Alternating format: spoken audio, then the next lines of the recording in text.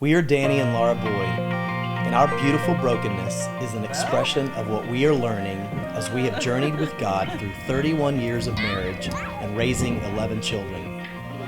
In our journey, we have encountered God's love and faithfulness as He rescued us both from death and addiction. We have seen His mercy and grace as we tried to earn His love, only to discover He freely loves us because we are His beloved children. We invite you to walk with us as we openly discuss the ups and downs we have faced and how we are more alive and in love with Him than ever before.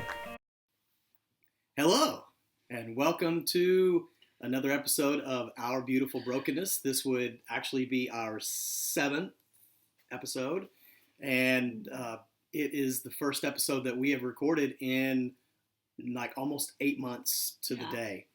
And I'm sure, the whole world has been, dealing with a lot of different challenges, with COVID and different things that have been happening in our country.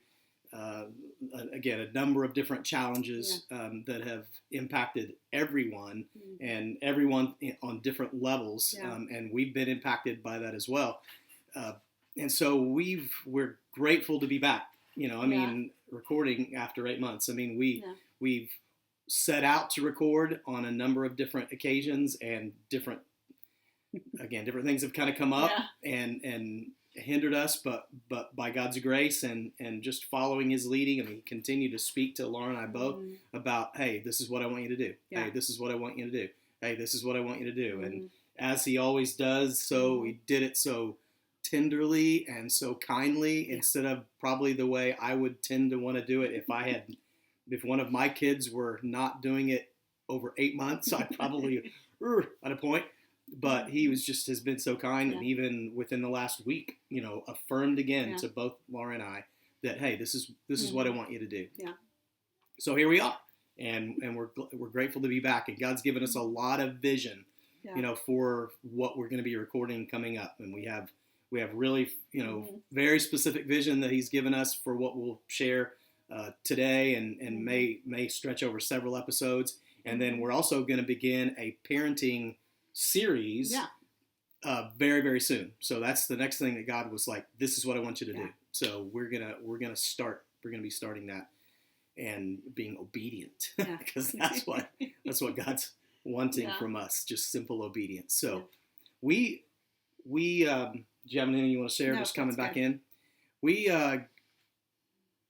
God's put it on our heart. What we're going to begin to share today is something that God has spoken to both of us about over the last 8 months, and what He wants us to share is really our journey over the past, coming up on now about 2 years, and some different things that we walked through, and because we feel like our journey's not.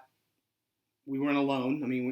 As far as we're not the only people that have gone through these types of things. But by God's grace, we've walked through some challenges and some difficulties and some woundings and some hurts and some, things that were really hard.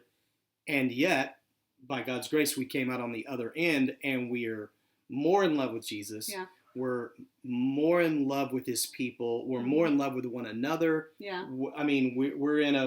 We're in such a better place now than we were then. Right. And I've said this to many people that, boy, if you were to ask me, hey, or tell me, hey, here's what's getting ready to happen. Do you want to do this or not? I would have said, no, not a chance. No. No. But on the backside of this now, we see how God's used this to form His character into us, to teach us more about His love, more about His grace, more about His goodness. And so I wouldn't trade it for anything. No.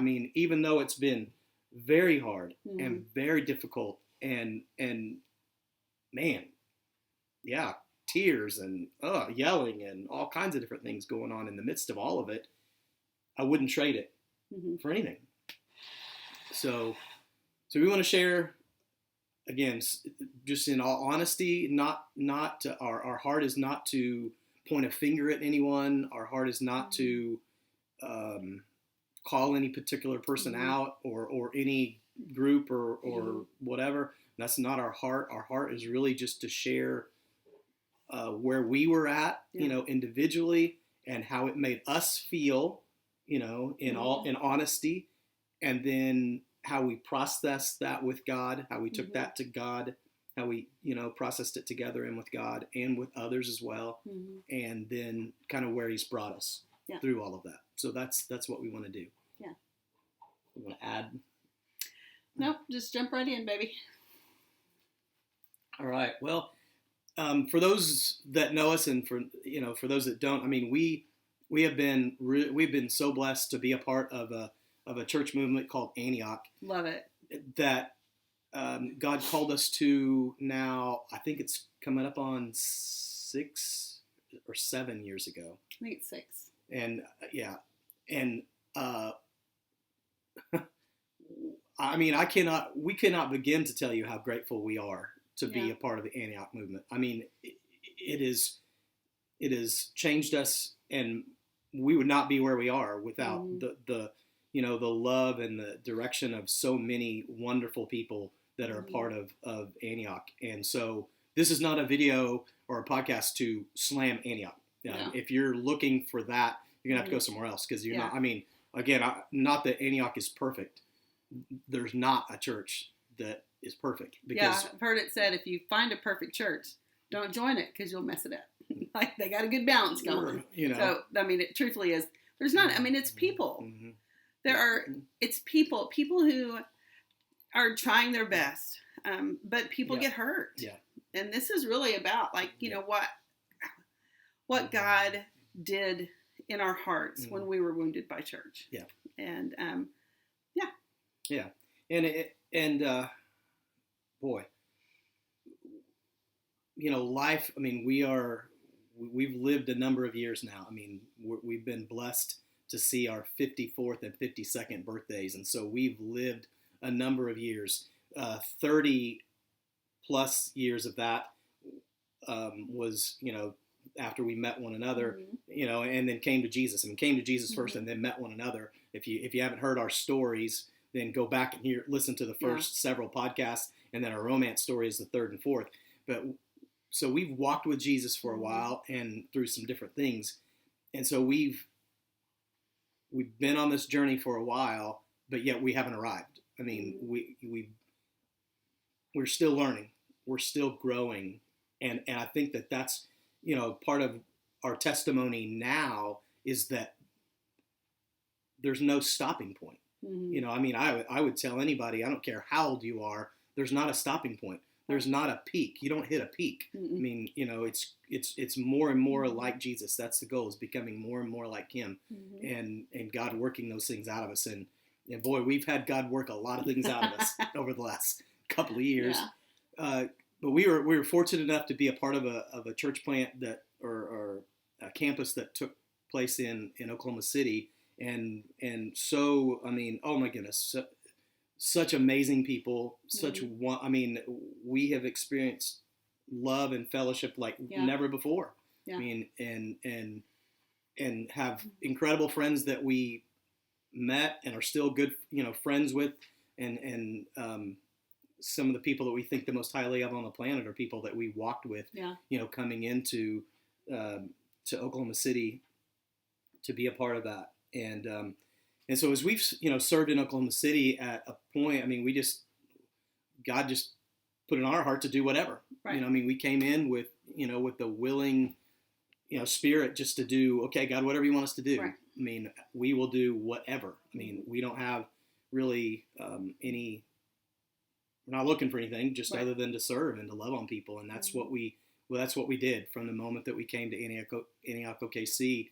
And we, again, just such wonderful times with so many different people. But as God began to move, move in us and grow us in Jesus through this time, and again, being part of a bunch of different ministries and things, I just felt God's leading, God reminding me personally of some things that He'd spoken earlier in my life, and I felt like there were some kind of dreams that were He brought out, and when one of those that I felt like he laid on my heart, like shortly after I became a Christian, was to be a pastor, to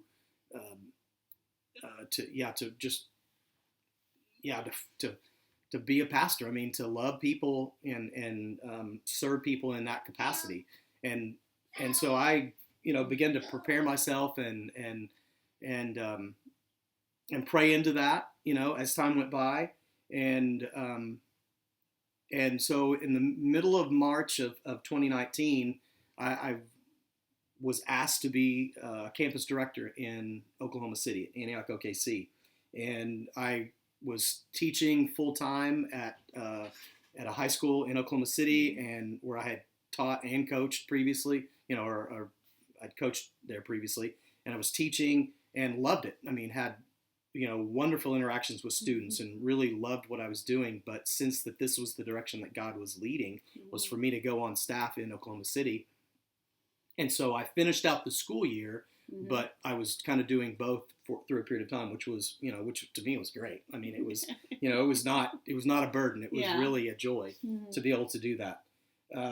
We did that until the summer, and then Laura and I got to lead a mission trip to Cape Town, South Africa. And while we were there, I kind of began to transition into doing that full time. And then there were also some transitions that were happening within the body of Oklahoma City, and a recognition for, hey, we really need to be kind of on our own, autonomous, and kind of giving direction within the body instead of being a campus. And so that shift began to take place, and there was a leadership team that was formed, which I had the honor of being a part of, along with 3 other incredible, gentlemen. And we began to, again, talk and dream and pray into what the future might look like for Antioch OKC and leadership for that, and ultimately potentially a lead pastor in Oklahoma City. And it was my belief, after praying into it a lot and getting counsel from different people, that God was leading me to be the pastor in Oklahoma City. And so that's, again, I made that known to a number of different people, including this team that I was on, and then even the elders in Norman that we were under their leadership, and began to pray into that. But something happened that I was not expecting, and that was that someone else was chosen to be the lead pastor in Oklahoma City. And I remember I remember the day. I remember it for a number of different reasons. One, because I have a recording that I made right after I found out that I would not be the lead pastor in Oklahoma City, and that another incredible, amazing young man would be. I went in to be with God, and I just at first I didn't even know what to say. I mean, I was like, I was in shock. I mean, I was in shock. Yeah. My first, initially when I found out, my first gut feeling was I wanted to run. I mean, I wanted to run. I wanted to leave, but God was like, no, don't do that. And so I went into the sanctuary. I was in my office when this, we had Zoom meeting that went down prior to COVID, but we were having that because we were in different locations. And I remember going into the church sanctuary and just sitting there and just beginning to cry, and then began to pour my heart out to God. And part of it was screaming, and kind of yelling, and like, what in the world? I mean, it didn't. I couldn't make sense of it. I didn't understand what, how I had missed God. But God was so faithful and so gracious and spoke to me so clearly that, hey, you haven't missed me, and that what's happening is for your good, for your family's good. And again, he's just, you need to trust me, you need to trust me, which was difficult to say the least. I mean, yeah. Everything you want to add at that point? Yeah. Danny came home and he was like, let's go to have some coffee and we'll talk about it. And I was shocked. I was, I didn't understand. But again, I just heard God say, trust me. Trust me. Yeah. So we began to talk about that and process, and I'm on staff, again, in OKC. We find out there's going to be a new pastor, but it's not going to be me. So that, again, raises all kinds of questions, is what is my position? Will I have a position? What is that going to mean?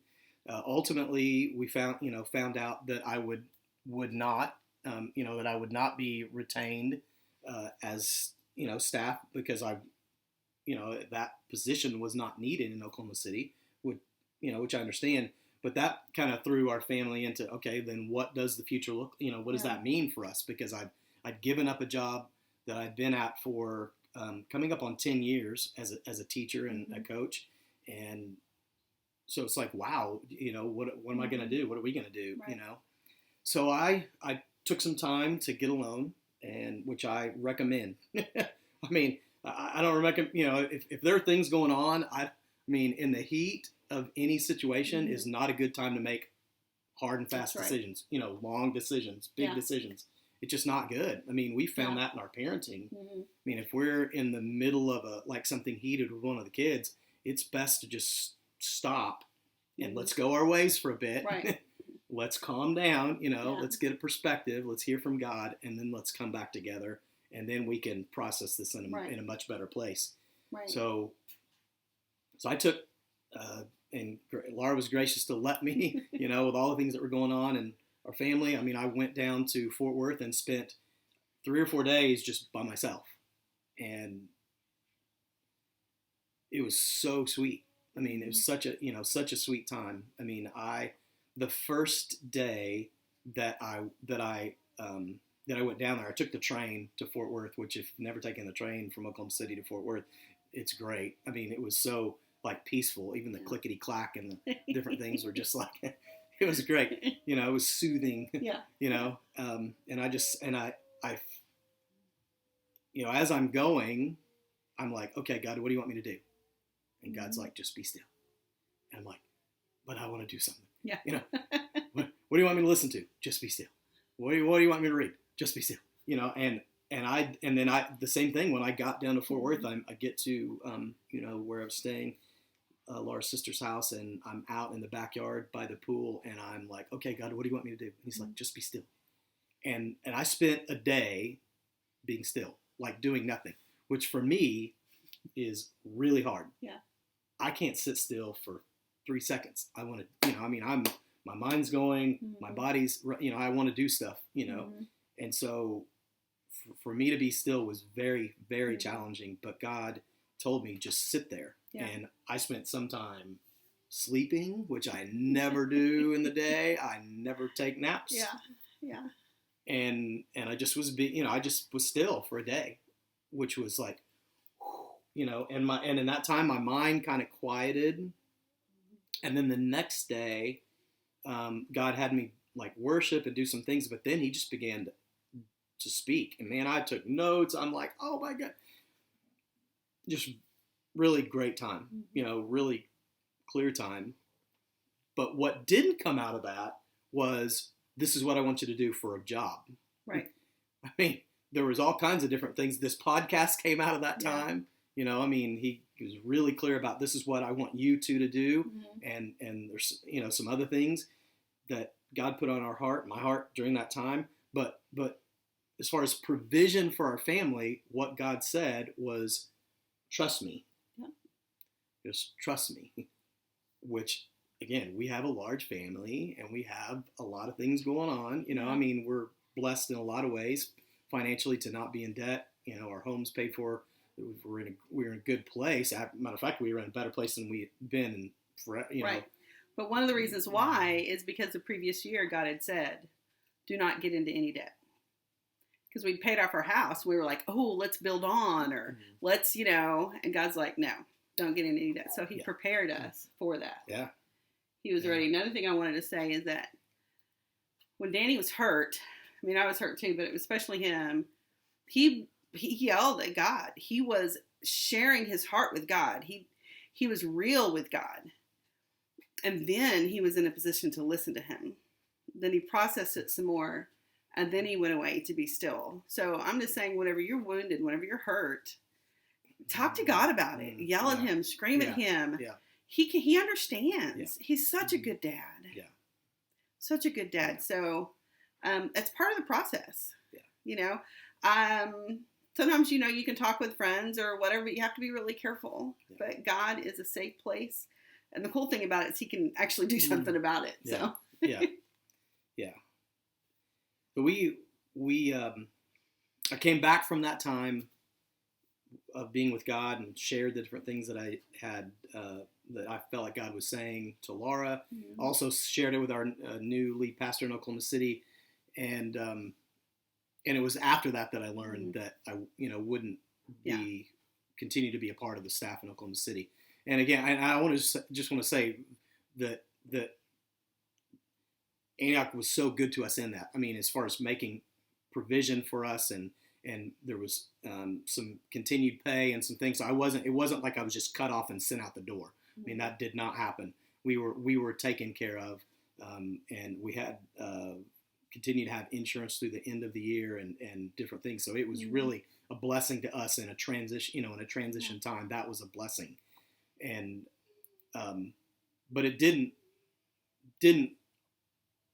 take away the hurt, and it didn't take, and there were some other things that happened during that time to cause some other hurt, some different things that were said, because, you know, we were, and again, it wasn't going to be just me. If I were the pastor, this is a family thing. It would be us, you know, when we weren't into that position and someone else was, there were some different things that were said about us and about our, you know, leadership that I think the initial intention was to you know, to be truthful and what have you, but it was very hurtful. Yeah. It was very wounding, as you know, because we had been serving from a sincere heart. Again, not that we are perfect and do everything the right way. There have been times we've had to go back to people and ask for forgiveness and make things right, but our motives all along have been to, you know, to honor God and to do the right thing. But we found out that there might be some people that didn't see it that way, and so to hear those things was tough. Yeah. You know, it was you know, it was a gut check. I mean, it was difficult, and I'm a quick processor on some things and slow on others. I'm slow initially, but quick to, like, when God speaks, to move. And not that Laura's not that way, but she just processes slowly on some different things. So for me, I mean, I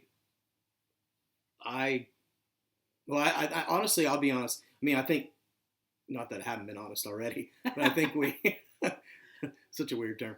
But I think initially I just kind of stuffed it, you know, and moved on, you know, like, okay, you know, and then, you know, kind of moved on and didn't really fully process it until later. Yeah. Whereas I think Laura began to process it right away, and it took her a long time to process through it. Me, I think I just waited till later to actually deal with the truth of it, and then kind of process it. Right. So, I wanted to say something about that. So, I'm an Enneagram 2, and criticism is hard for me. So just, if you feel like that you have some constructive criticism to give somebody, so I would just suggest you pray and make sure you have a clear word from God. Because it hurt me. It was so hurtful. And the thing is at the same time, God was teaching me the same principle, but in a different way, and a much kinder way. What was said was, I'm not saying it wasn't true, but God was already teaching me that. And it was in such a sweet way, instead of a, like, well, you know, most people think this about you. And it wounded me so much that I allowed myself to believe all kinds of lies from Satan over the past year. I guess it's a year and 3 months or so, and just, shut down any type of like outreach that I wanted to do or something that just made me completely not trust myself in how I spoke to people. And it was hard. It was such a hard time. And just recently, we had Sunday morning, we were at church at Antioch Norman, and God was he's so sweet. He's so sweet. He just, during worship, I'm worshiping and I'm just like, hey, do you have anything you want to say to me? And I haven't asked him that a lot lately because I was hurt. And he was so sweet. He said, are you done pouting? And I was like, yeah, I am. And then immediately gave me vision. So, God is just sweet. He's good. And I don't know if you haven't studied the Enneagram stuff, you might check it out because you know what? People are different.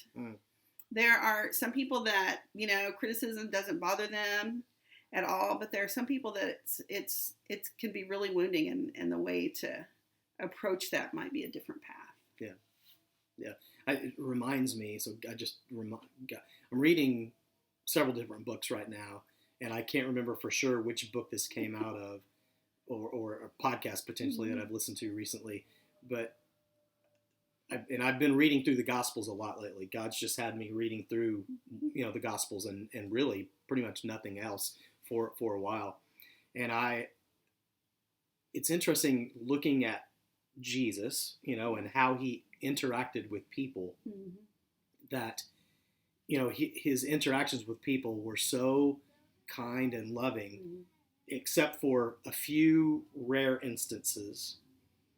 And when he really called people on the carpet, again, and you can fact check me on this, but I think I'm right. When he really called people on the carpet, with the exception of Peter, but that was a very unique interaction. But other than that, when he got after the Pharisees and the teacher of the law and what have you, he got after them as a group. He didn't go after them an individual. Now he went into the house of Simon, who was a Pharisee, and that was where the woman came in and went to Jesus' feet and wiped, put the jar of ointment on his feet and wiped it, cried on his feet and what have you. And he spoke to Simon, but he spoke to her about her. So he didn't have harsh words specifically like, Simon, you're a, So I would encourage you. Criticism, if you've got those words to be spoken, I would take it to God first, and then I don't know. I think the Holy Spirit tends to get after us pretty well. And I think that loving, again, looking at the interactions of Jesus with all kinds of different people that were in sin, or not perfect and what have you, he was kind and gracious in his interactions, and then pointed them to the truth, pointed them maybe to who they were, or to God, or those different things. But he didn't come at them for their faults, and their sin. I think they probably knew what their faults were. Right. They probably knew what their sin was to a large degree, and then Yeah, and this criticism wasn't about a sin; it was just a personality trait. So anywho, we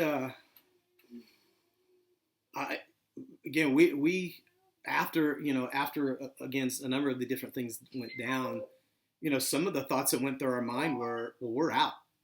If that's the way people feel about us, right. If that's the way it's going to be, if you don't want us, then we're out of here. If you don't like us, those are the things that initially came up, but not because we're woohoo, holier than thou or whatever. Just God being kind and gentle to us, and hey, what about this? Or hey, what about this? We took those things to God. We talked about them together, and we were but we took them to God, and okay, God, what do you want us to do? This is the way we feel, right? But our feelings can be all over the place. I could feel one minute like this and the next minute just the opposite, So our feelings can be whatever. So we went to God and okay, God, what do you want us to do? we feel like running. We feel like getting out of here. We feel like whatever. But what do you want us to do? And we felt like God said, no, I want you to stay. Yeah. It's I very clear. I want you to love on the people in front of you. I don't want you to run. I want you to push in. I want you to serve.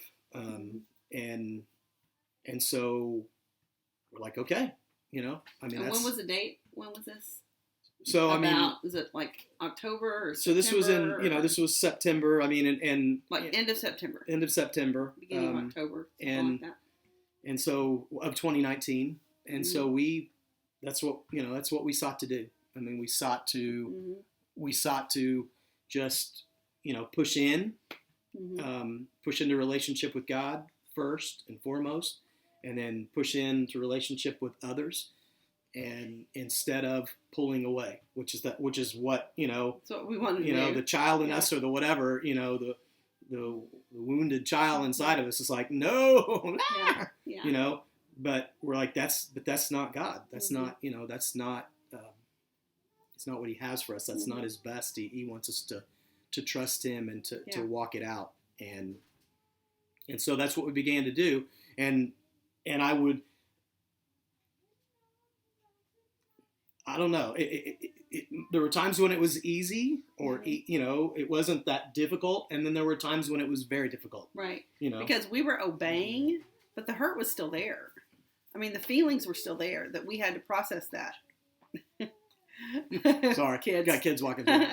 Real life. We had to process that. We had to be like, we're serving with you, we love you, but there was still, it didn't disappear. Yeah. But we obeyed. And it was, again, I look back, the church in Oklahoma City went through some transitions. There was a period of meeting house to house instead of meeting together. And then we began to come back together in January of 2020, and it was sweet. Coming back together was sweet, and being together, and I'm like, okay, let's do this. This is where you have us. And again, the same mentality of, okay, this is not about me. Right. It's not about me. It's about you, Jesus. It's about me adoring you. It's about me loving you. And then getting to love other people in the process. Right. And so we were just grateful to be there. And it was a really sweet time. Until COVID. So the pastor asked us, along with 18 other people or 16 other people anyway, to be on a church planting team. And we were like, you bet. We believe in OKC, Antioch. We've invested all this time. We want to be a part of that. One of the words that God gave us in September was to wait, to just eat. We kept saying, what do you want us to do? He would be like, stay, remain. I heard the word remain a lot. Yeah. And then I guess it was January or so, he gave us a date till the end of June, to wait, to stay, remain. Just be faithful. Just don't worry about job or church or anything else, but to just wait. And I'll just be honest, as a wife, as a mom, I'm like, okay, 6 months without a regular paycheck? What are you talking about? God, what? Now, He's provided for us so many ways over the last 32 years, actually my whole life. But I'm like, that doesn't even make sense, But He's like, no, wait, remain. And He provided for us so well, all just over and above. Yeah. But He said to wait. Yeah. And I from a, I've felt the burden or the responsibility of providing for my family, all my life, and have worked a full-time job, all the years that we've been married, except for a few little times when I tried some venture here or there.